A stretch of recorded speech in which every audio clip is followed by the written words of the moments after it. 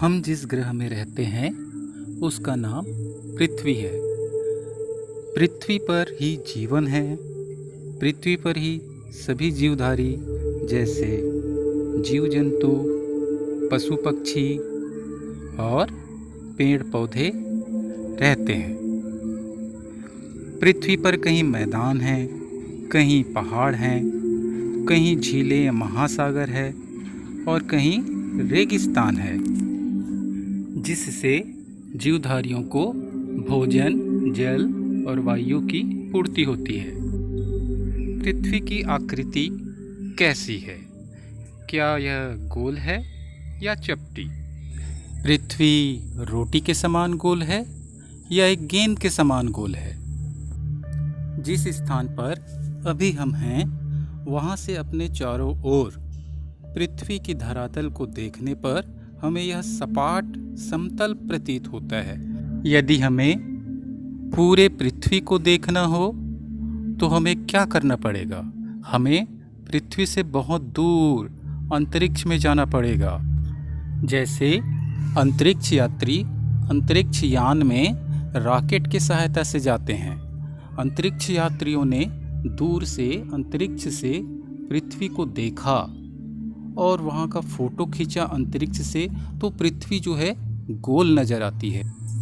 इसका तात्पर्य यह है कि पृथ्वी जो है रोटी के समान गोल नहीं है, बल्कि एक गेंद की तरह चारों ओर से गोल है। पृथ्वी की आंतरिक संरचना। पृथ्वी अंदर से ठोस है या खोखली? बच्चों, तुमने देखा होगा अपने गांव में, खेत में जब बोरवेल मशीन के द्वारा खुदाई की जाती है तो अंदर से मिट्टी, पत्थर और पानी बाहर निकलता है।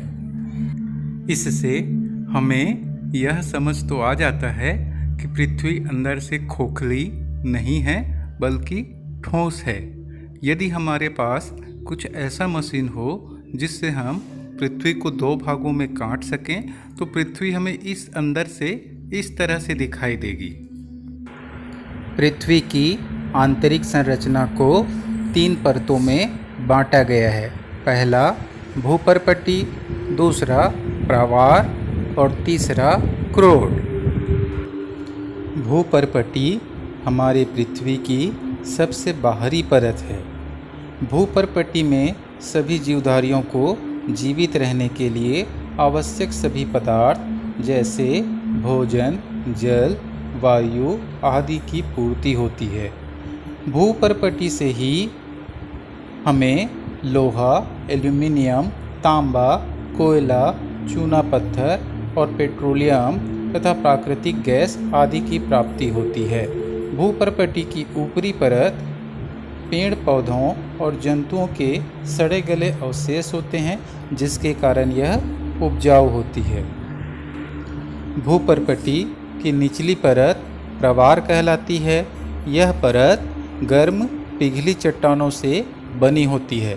बच्चों, तुमने देखा होगा टीवी में, अखबार में ज्वालामुखी के बारे में। ज्वालामुखी में गर्म लावा निकलता है जो इसी परत से बाहर आता है। पृथ्वी का सबसे भीतरी भाग क्रोट कहलाता है। यह भाग प्रवार से भी अधिक गर्म है।